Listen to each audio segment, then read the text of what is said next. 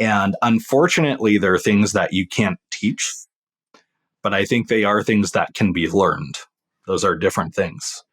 And I think like the two most foundational traits or skills or whatever for an effective leader is character is one, and then a guiding vision is the other. If you have both of those things and then you can figure out how to express it authentically, you almost automatically become a valuable leader, right? Because you need character because like the currency of a leader is trust. If you don't have character, you're not going to have trust. You can't function as a leader. And then you need vision because that's what leadership is taking people to a vision. Welcome to the Rising Leader Podcast, bringing forth the new wave of rising leadership and helping leaders find purpose, connection, and results. This is your host, founder of Illuminates, Alex Kremer. What is up? Welcome back to the Rising Leader Podcast. And if this is your first time, welcome to the show. This is your host, Alex Kremer. I am very, very excited about today's guest. It's somebody who I've been trying to get on the show for a while, just in terms of like introductions, and I was finally able to get one. So I'm very excited to have Mr. Chris Orlob on the show. First off, Chris, what is up, my friend? Yeah, what's the good word, Alex? Thanks for having me. Oh man. Well, Chris, I'm just gonna give a little introduction on you. You can fill in the gaps wherever you see best. But you are the co-founder and CEO of pclub.io, which is an absolute incredible platform for teaching people how to master the craft and leadership. For almost 6 years, you were at Gong. At one point, you were the head of sales and go-to-market. So we started competing there a little bit too when I was at Outreach. But actually, true story, the first time I ever saw you was in 2018. I don't think I've told you this, but in 2018, you were speaking at a conference. I don't even know what conference it was, but you were giving a lot of really great stats on how to position things or what great salespeople do to actually close more deals. And it was just your presentation skills. I was like, I want to listen to this guy again. So grateful to have you on the show. I guess what did I miss? Anything else that fills in the gaps? I think you nailed it. No, I'm with you. All right. So I took a little bit of a poll from some people of like, hey, what would you want to know about Chris? And I even posted something on LinkedIn as well where people commented on it. And we talked, there was a common theme of what does it mean to master the art of sales? Like true mastery, like go underneath even just the frameworks and the skill sets. What does true mastery look like? And that's, I guess, when I say to master the craft of sales, what does that actually even mean to you?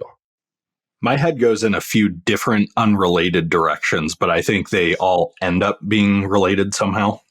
One of them makes me think back to a podcast from Tim Ferriss that I listened probably 10 years ago at this point. So if you're listening, Tim Ferriss wrote a bunch of books, 4 Hour Work Week being one of them. And he has this podcast where he interviews very high performing people from different walks of life, politicians, business people, athletes, scientists, Olympians, etc. And in one of his few solo episodes where he's not interviewing somebody, he talks about the concept of skill acquisition through deconstruction. And the point he makes is that the best way to master a skill is to deconstruct it into its component skills and then start tackling those one at a time in priority order. And in the episode, he talks about basketball. And he said, the reason like a lot of people stagnate when trying to get good at the sport or skill of basketball is they treat basketball as a skill. And it's not. Dribbling with your left hand is a skill. Dribbling with your right hand is a skill. 3-pointers are a skill. Field goals are a skill. Layups, dunking, rebounding, passing. All of these things are like component skills that make up the broader skill or positional skill of basketball. And I think a lot of people struggle to get very, very good at sales, like achieve true mastery, because they fail to respect the fact that sales works the same way, right? Sales is not really a skill, at least, the way I think about it. It is a very deep and broad collection of child skills. that make up the parent skill that is selling. So you have controlling conversations. You have uncovering deep pain and quantifying pain. You have creating business cases. You have multi-threading. You have creating champions. You have accessing power. You have business acumen. You have inner game. Inner game, by the way, could probably be deconstructed into a bunch of its own components. I love studying that world. And that almost sounds overwhelming until you realize, like, you can tackle these in priority order, and you also don't have to master all of them. Now, you should, not neglect, don't use that as a license to like neglect some of the important things. But when you start getting good at like these component pieces, one at a time, it's going to feel like in the short term, you're making slower progress, but over the long term, it compounds. It's like that phrase, slow down now, that so you can speed up, right? While all your peers are trying to master how to sell good 101, and you're just focused on like a single child skill, and then you do another one and then another one, you wake up in a few years to a completely different skill set that's just almost unfair compared to some of your peers. So that's one of the places my head went when you asked the question. When you think about breaking it down into, let's just call it, there's 10 different components that make you a great, and you kind of break it down like that. And you talk about focusing on each individual component. What is the first domino that you would say that's important to master? I think it's understanding your buyer so well that you could peer into their soul, right? What are their hopes, dreams, fears, frustrations? What are the conversations they're having in your mind that you can enter into and turn into a real conversation? What do they feel like at the end of the quarter? If, for example, if you're like me and you sell to sales leaders, and what are some of their irrational passions? And I would actually emphasize that word, irrational. If you really want to connect with your audience, and I'm not talking about audience in the sense of like you building an audience, although that's applicable too. I'm saying one-to-one. If you want to connect with somebody and you understand the irrational drivers of those people, you will have a far better time of when it comes to making that connection. So to me, that's like the most foundational layer, because I can teach you all the other sales skills and you will progress if that's all you know. But this is kind of like building the Burj Khalifa, right? Tallest building in the world in Dubai, by starting going down instead of up, right? You're building the foundation so that then you can build a very tall foundation on top of it. Because I can tell you, like, the person who is world class at understanding their market and is just good at selling, not great, will probably outperform the person who's like read all the books and, textbook good at selling, but doesn't know what the hell they're supposed to say, right? I would consider myself 0.0001% when it comes to selling to sales and go to market leaders. If you put me in front of like a DevOps manager, I wouldn't know what the hell I'm doing. So that's probably the first one.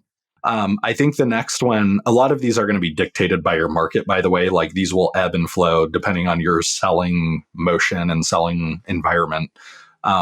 Discovery is definitely one of the most important ones, right? And like, I would call it advanced discovery, because when I think a lot of reps hear the word discovery, they're like, oh, I'm good at discovery. And you're probably not, right? Most reps just are not good. They're good at qualification. They're good at finding the basic, does this person fit my ICP? And can I find a need and fill it?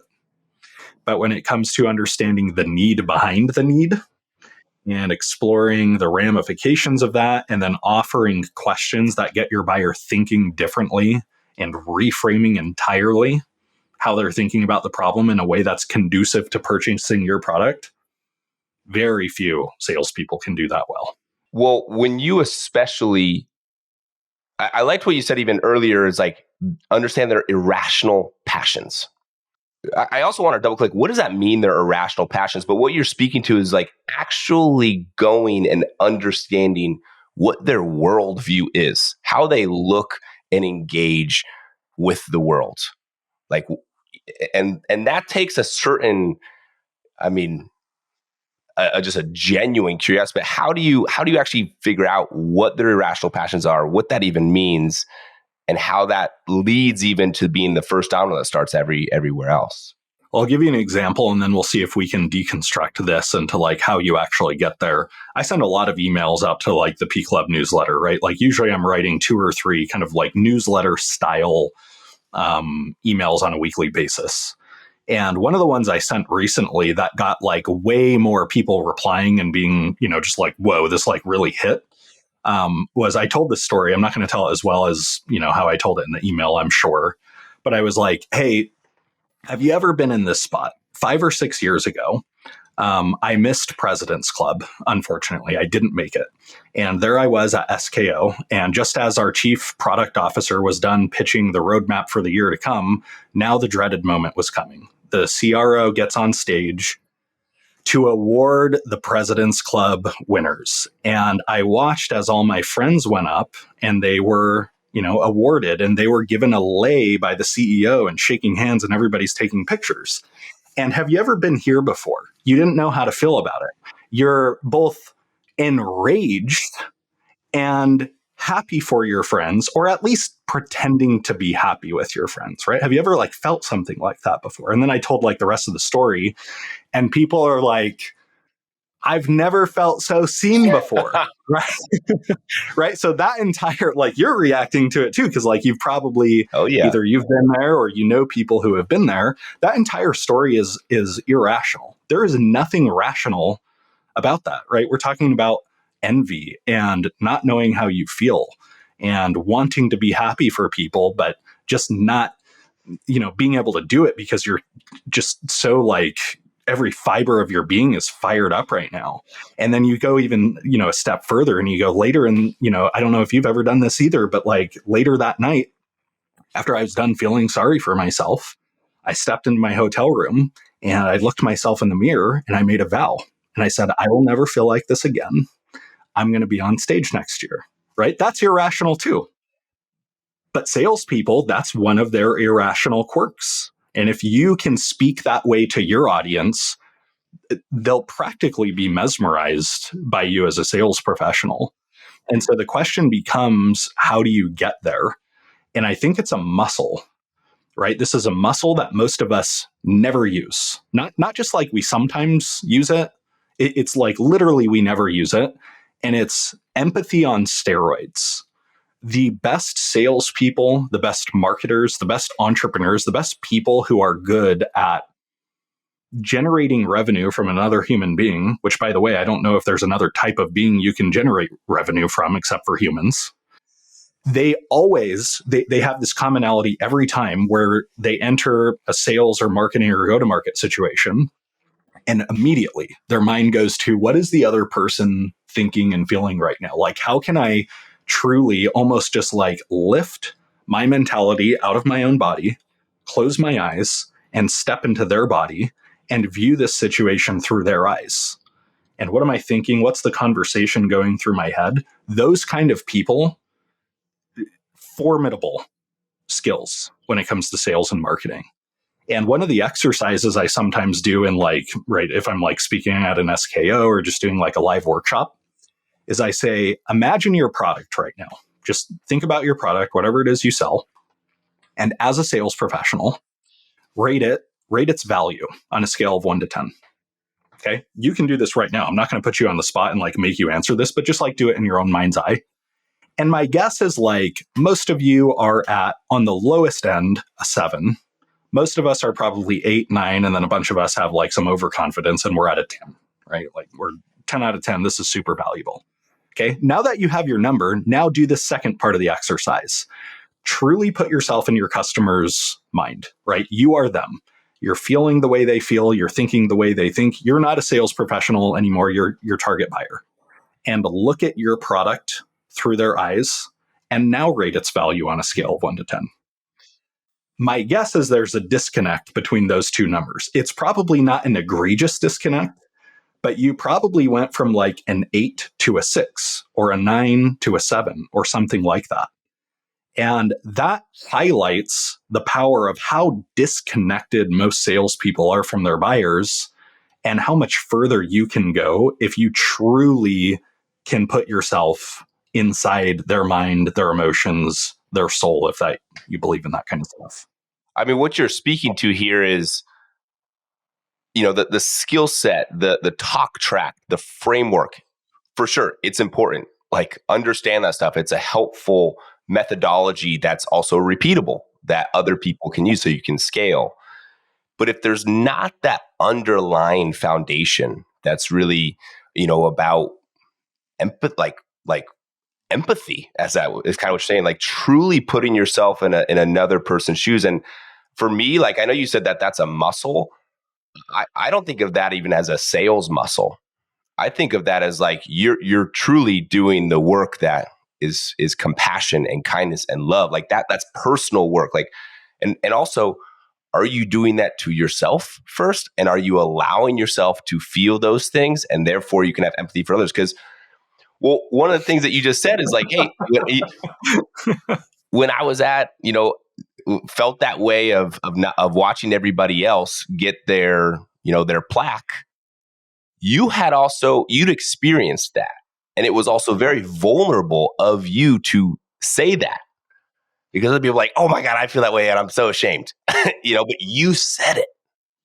When you're the one who talks about these irrational things out loud, people are like, holy shit, like I'm not the only one, right? Like imagine like you don't sell to sales leaders and you just like tell some story and you're like, hey, crazy story I got to tell you. I was like on the, driving on the 101 to work the other day, and some guy cut me off and like the rage just like took over my body and I felt like I had to like get back at him some way. And I like sped up and, I like, have you ever done something like nuts like that before? And people are like, yeah, I've never told anybody like that. Like we all do just like this, if you're the one who like brings these things to the surface, people are like, no one has ever spoken to me in this way before. It makes people love you. What actually it does, it makes people trust you, right? This person is just a freaking normal person. I can open up. They get me. I get them, sort of thing. They feel very understood. You used a word that I almost don't like, but I don't blame you for using it, which is empathy. And the only reason I don't like the word empathy is because I just don't think it does enough service to what we're talking about. Because like you go to a typical sales rep and you're like, start talking about empathy and they're like, oh no, I get it. Right. Like I know how to use empathy. It's just like, seeing the other person's perspective. They are not going as deep as we're talking. That's why I call it empathy on steroids, because there's really no English word to describe the depth that we're talking about right now. I mean, what would you describe it as then? Because even like there's something that I do in meditation. It's a practice I do every single week with somebody who's in this group. It's called relational presencing. And it's like you're kind of working. It's a meditation practice. You're actually feeling your body and like naming different parts of what your body is feeling. Like, oh, my neck feels tight. Oh, my stomach feels tight. My fingers are tingly, whatever it might be. And you're naming them back and forth. So you're actually feeling your own body, but also receiving it. And it gets you in tune with somebody. And that's like what you're speaking to, because you're putting yourself in those shoes, but you're actually feeling what they feel, which it's a deeper perspective of it. Mm-hmm. And some of it just comes from personal experience. It's like, if you can become self-aware enough to experience the same things that your audience experiences, but then you realize, oh, they're probably feeling the same thing I did. I'm going to talk about that with them. And if you come from a similar audience, right, it can be a lot easier, right? I'm a former sales leader, now selling to sales leaders. So it's a little bit unfair for me. I've never been a DevOps leader, so I don't know how to talk to them.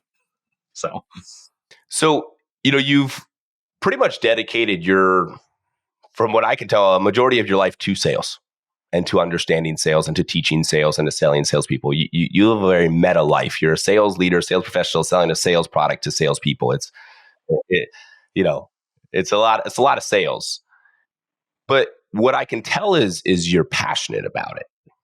Like you're interested in it. I guess where did you get this? Have you always been super curious into sales? Where did this passion, this curiosity come from? What is that thing?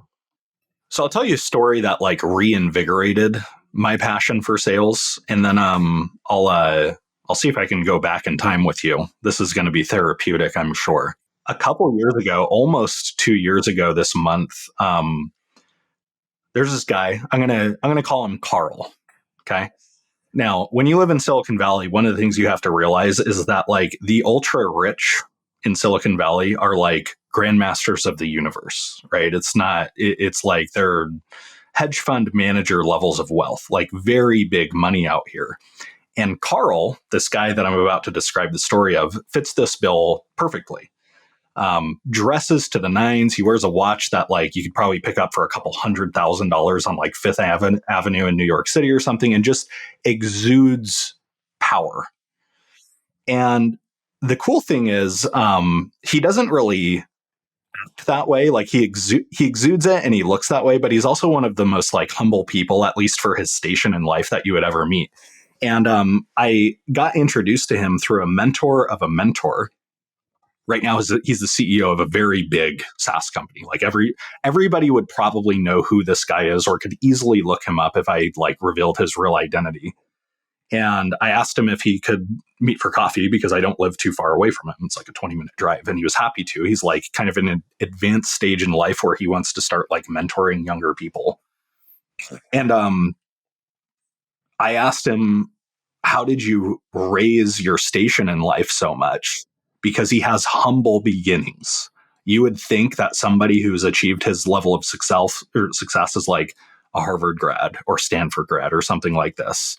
And he graduated from, I'm not going to say the university because it'll probably give him away, but a for-profit university. Right? Do you know what I'm talking about? Like those things that like are on commercials and stuff. And he grew up in like the Midwest in a small town, just to like working class parents. And when I asked him that question, he said a lot of things, but one of the things he said is you need to become dedicated to the ongoing mastery of salespersonship.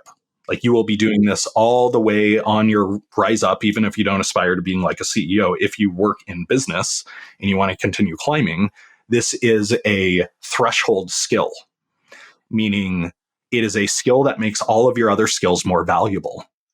And I walked away from that coffee with my soul on fire, and it hasn't gone out since I've had that conversation with him. That was like 2 years ago. That doesn't explain like, the 15 or 20 years before that. There's probably a couple other stories, but I'll make these ones shorter. I realized fairly early in life, like probably age 15 or so, that I needed to learn sales and marketing. I don't know where that came from. My dad grew up in sales, but he was wasn't the kind of sales you and I do. It was like odd job call center sales, like not high potential. But somehow just like seeing him do that, like instilled in me, like, oh, you can break the link between hours invested and income. That's kind of appealing to me. And then finally, the last story comes from my co-founder of P Club. We've been friends for probably 12 or 13 years now. We were longer than that. We were college roommates. And there's a funny side story. Both of our girlfriends at the time are now both of our wives. And we're like all best friends. It's like the best way to go through life possible. They live like a block away from us. We were at an amusement park in Utah called Lagoon. And we were like in our early 20s. And I was like in this rough situation because I had just gotten tendonitis in all three of my limbs as a result of playing the drums for 4 hours a day for like the previous 5 years.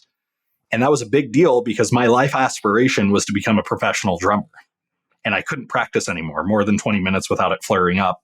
So I'm in like this depressed state of mind. But like I told him, I'm like, I don't know what I'm going to do next, but like, I want to get rich, dude. Like, I'm going to figure out how to do that.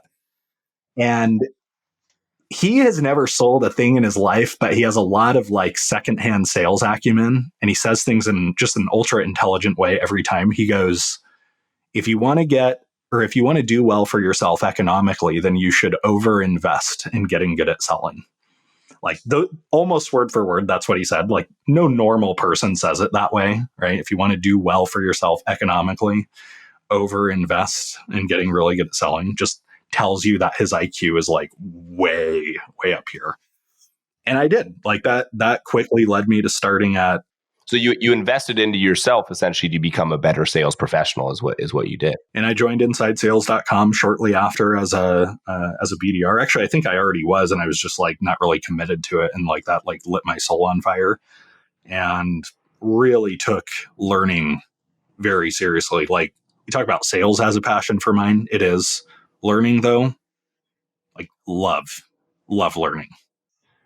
So you start getting very into sales, but it sounds like, did you do it to make a shit ton of money? Like, is that truly why? Or did you also... That was what motivated me at the time, yes. Because when I hear you speak about sales, I feel you don't understand it as well as you do without an innate curiosity to it. Like, you've been studying it, and you could have just stopped studying it. You could be doing the same stuff, but every single time I hear you speak about it, it's like, oh, he's thought about this. Oh, you've thought, like, so you're hungry to learn. Yes, the byproduct is you're going to hopefully make a shit ton of money and be uber rich and have that $100,000 wristwatch, like you said, which would be sick. Which I have noticed I will never spend money on. But just the fact that you could do that would be pretty badass. Sure. So is there that innate curiosity, and why have you been so curious of sales specifically beyond just the money perspective? I like self-mastery and growth and developing yourself more than I like money, right? Am I motivated to make a lot of money? Yes. Am I willing to sleep under my desk and run through brick walls for it? No. I am willing to do that to maximize my God-given potential, though. And I don't mean that in a religious way, because I'm not, but like, all of us have a unique gift or ability. And one of my biggest fears is waking up at the end of my life not having developed as close to my potential as humanly possible. And so that's like the thing that truly drives me. Now, why sales? I don't really know. I mean, I don't just learn about sales, right? I learn about all kinds of things. Sales sticks with me, though, because I really like human psychology. I almost like that more than sales, right? I like understanding people and what makes them tick.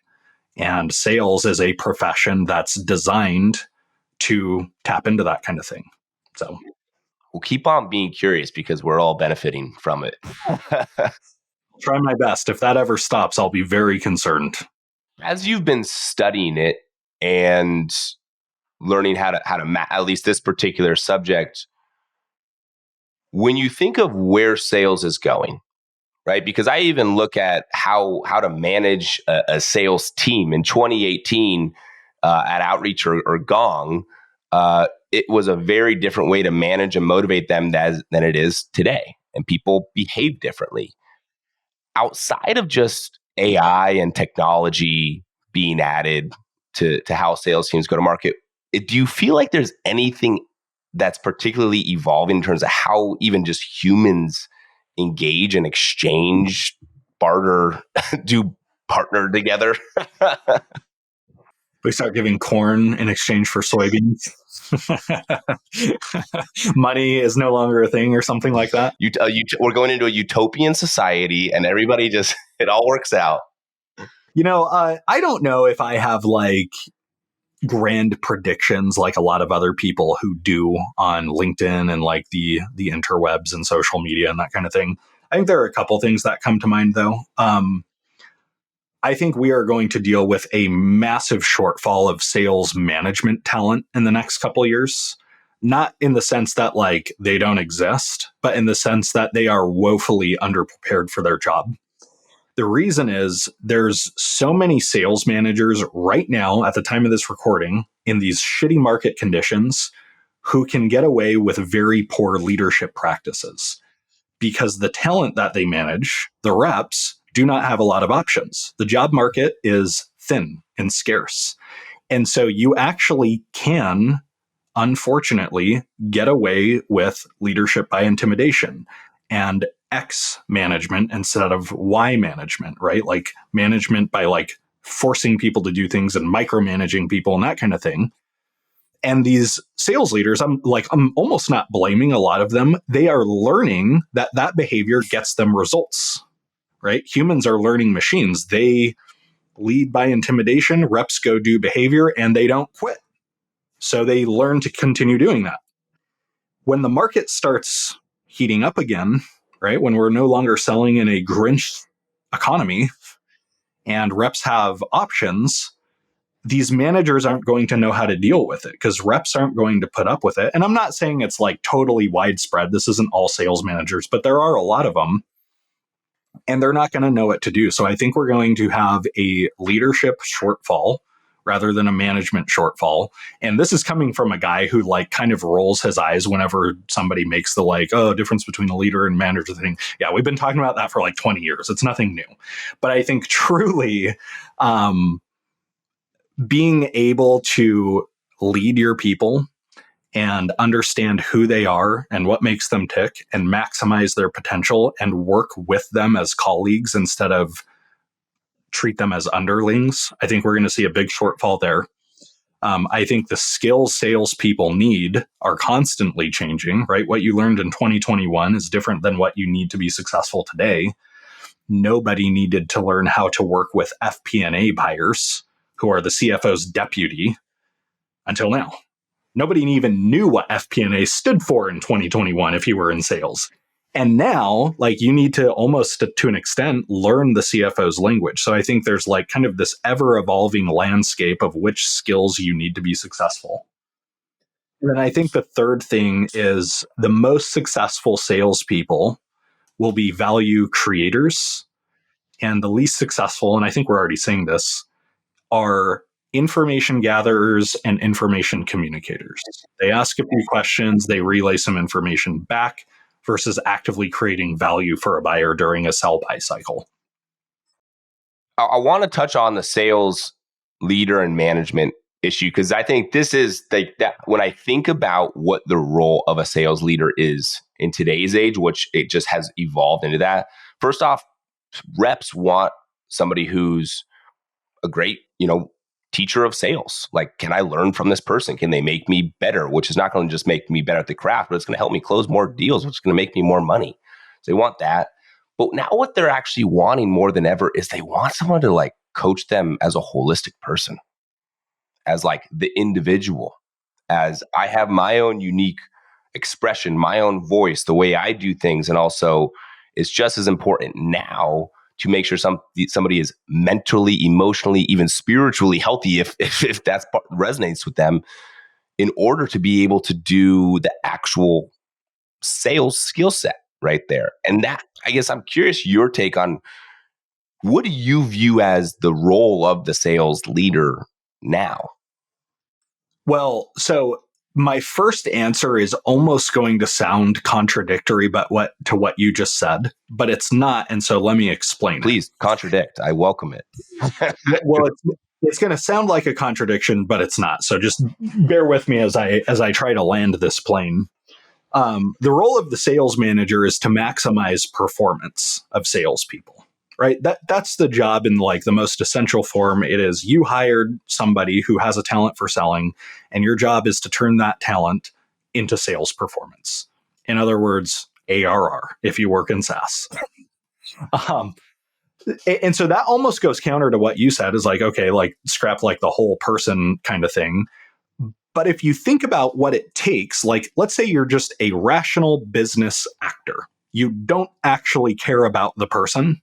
You just want to maximize performance. You still have to address the whole person if performance is what you want, right? There's this whole underrated discipline called energy management, right? Most people think of productivity as time management, which is important. But if you've ever read The Power of Full Engagement by Tony Schwartz, which is probably one of the most underrated, lesser known books on productivity ever. He talks about 4 types of energy. He talks about physical energy, which is, that's doesn't even need explaining. He talks about emotional energy, which is the quality of your energy. right? Are you burnt out? Are you depressed? Are you angry? Or are you excited or relaxed? And where you stand on that spectrum. He talks about mental energy, which is your ability to focus on a cognitively demanding task for a prolonged period of time. Very few people have that kind of energy these days. And then he talks about spiritual energy, which is not religious energy. It is, do you feel like what you're doing matters? Because you will bring a different level of zeal and perseverance and cut through power to your work and performance if you have that kind of spiritual energy. And knowing that like these 4 types of energy are the raw fuel to put into the jet plane of performance, you've got to address the whole person. Those 4 elements almost describe the whole person, or at least how that person's going to get energy. So in the event that there were a bunch of just pure rational, pragmatic business actors listening who just care about performance, that's my pitch as to why you should care at a deeper level for the people that you lead. I tie it back to what you said earlier about mastering the craft of breaking it up into different sections, the 10 sections of mastering sales, where you're also breaking up the different ways to lead somebody and develop and coach somebody into 4 different areas: physical, emotional, mental, and spiritual. And each sales manager or leader has a specific skill set, a specific like area of expertise, a specific way that they can support their reps. Maybe it is somebody can support them from a spiritual level. Maybe somebody's really good at the emotional level, can feel them more. Maybe somebody can just get them freaking zoned in to get focused. And it makes the theory of how to teach, how to coach, how to manage, there's 4. It's like, okay, how are they doing in all these different areas right there? That empathy on steroids thing we talked about a little while goes very, very far in leadership, right? If you treat your quote unquote customer, right, they're your reps. And every now and then you're taking a step back and it's like, what is it like to be this person based on what I know about them? That will give you different answers to how you lead that person and how you generate followership in a way that helps them become successful and you achieve your guiding vision as a leader. You know, one thing I'm curious about, I've been working with, one of my advisors, and he's a master of influence, is part of one of his like true strengths. And, he talks about the difference between influencing somebody and selling somebody. Because selling someone, you're very product oriented, you're very playbook oriented, you're, very like, I'm selling this product, I'm very excited about this product. Where influence, you're actually understanding who this person is. You're bringing curiosity to them to try to not you motivate them, but get them to motivate themselves in a way. How do you view influence versus sales? Because I feel like as we talk about influencing, people into whether it be selling or actually leading your team, when you think about the leader today, where would you actually solve the problem of the sales managers? Like if the fact that we have a sales management problem, what's your recommendation on how to solve this problem here? So the first place I would start is, do we have the right people on the bus? This comes from a guy who sells training. Pre-selection will buy you a hell of a lot more than training does. Right. So what I mean by that is if you have the right people and then you overlay training on top of it, it can go very far. Training does not work with the right people. And so the first thing, and I know this sounds like a little bit ruthless, but it's just clear as kind and unclear as unkind, as they say, I would start with managing out the people who are not fit to lead. Right. That's a hard task to do. I can't tell everybody like how to do that. You're going to have to assess your talent, but like that's the first step. And then the second one is training, especially for frontline managers. They don't really get training. I don't know about you, but like when I was a frontline manager, I had to voraciously self-teach. Like I read in the most urgent, life-threatening way possible, read every book I could on sales management. because there's like no program for me to go learn how to interview and hire and how to do performance management and how to do coaching and how to do deal review and all of the components of sales management. And that is the status quo for sales managers, not just new sales managers who have been on the job for 5 years. They're the most undertrained yet. Actually, I'll say it a different way. When you think about their value on the organization compared to the training they get, they're the most underserved in any company because they're incredibly valuable. They are the linchpin that turns strategy into frontline execution. All of that rises and falls on frontline managers. And yet it's like, all right, go figure it out. Forget that you don't know how to coach or do deal review or manage a complex pipeline across multiple people or forecast the business or all these things you have to do. I talk to sales leaders all the time. And if I like say this talk track, they're like, yeah, my frontline managers don't get coached because their boss is an executive, not a coach. They're in 12 hours of back-to-back Zoom meetings every day. Their Slack's lit up like a Christmas tree. They get 300 emails a day. They're not coaching their people. Trust me. I mean, I would say being a sales manager, especially when like a early Series C then down, Series B, Series A, being a sales manager, it is probably one of the hardest jobs. I mean, I haven't had any other job except for sales and sales management, so maybe I might be a little jaded here, but you are back to back. You are enablement, you are product, you are marketing in some situations. I mean, you are just having to be the overlay to make sure everything is going the right way. And yeah, I think it's extremely hard because who's modeling it for you? Who's modeling this is what a good sales leader does? It's also all your fault, right? Because like when I was a second line leader, one of the gaps that I have and probably still do have is like I was a little bit too fierce with my accountability, right? Like very bullish on like holding people accountable. And if I would see something I really didn't like that like a rep was doing or they missed their number, do you think I called the rep? No, I'm calling the manager. And like in my worst self would sometimes come out and I'd be like, what the hell is he doing? I'm not talking to the rep, I'm talking to the manager. And if you've got like 6 or 7 people doing that roll up to you, man, it is a tough job. Second line leadership was probably easier than first line leadership for me anyway. For me, it was harder because second line leadership, I was so used to, I blame myself of what my coaching methodology was. But sometimes as a sales manager, if a rep came to me and was like, hey, this is happening, I'm like, put me on the fucking call. Let's go. Like, let's just get this thing done. And as a second line leader, you kind of gotta coach through, not just coach. Yeah. Second line leadership presents all its own. I mean, that's a podcast interview itself. Yeah. Yeah. We'll go all the way up. Oh, man. Well, I appreciate all the insights that you've been giving here. One final question, because this was I asked a few people, and this was actually this question of a thought or a question for you came up 3 times, and people wanted to know, when you think of the arc of telling the story of your product or of your problems or what you do, because I've seen you give many talks of here's the big change happening in the world, and here's what the problems are, here's the products, here's the solution.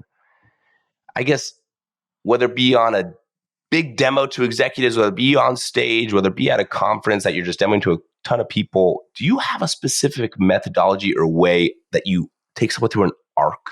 I think I do, but I don't know if I know how to articulate it.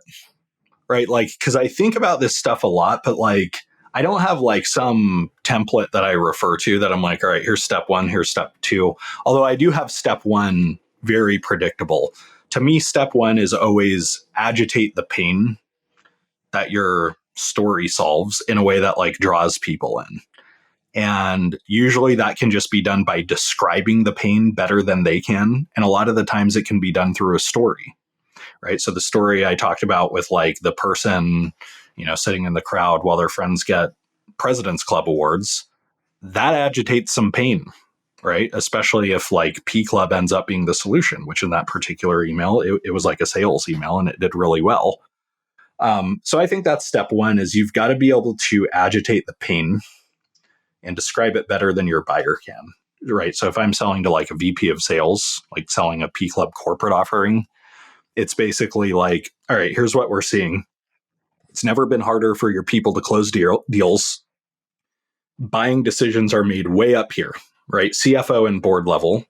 Buying committees have gotten bigger and more risk averse, and cheap competitors have been coming to swoop in and offer 50% discounts. These are some of the things we're hearing in the market. Anyway, like, tell me about what's going on in your world.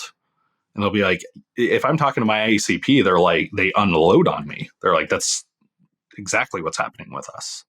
And that comes with being able to describe their problem as well or better than they can, which comes from the first thing we talked about, which is knowing your market really well. Yeah, that too. Yeah. Yeah. So, and that's, you're giving them value because you're also not empathizing, but you're understanding their world, or you could be teaching them, right? You talked earlier about you're creating value by telling, hey, here's what's most likely happening, or here's what will be happening to you that other people are experiencing it that you need to be prepared for. So in a way, you're doing that. The last thing I'll say is, like, I know the question was about like, what's the arc of the story, but like a big piece of this is just telling stories before you make a point to make people value the point you're making. There's this guy named Russell Brunson who probably nobody here knows. He's like an internet marketer, runs a business called ClickFunnels. And he tells this story, funny enough, about how he's teaching this framework to a group and their eyes are just glazing over, like they don't get it. And out of frustration, he goes, okay, you guys aren't getting this, so let me tell you everything I had to go through to like come up with this framework. And he told the whole story of everything he had to do to earn what it is he's teaching, and then they got it.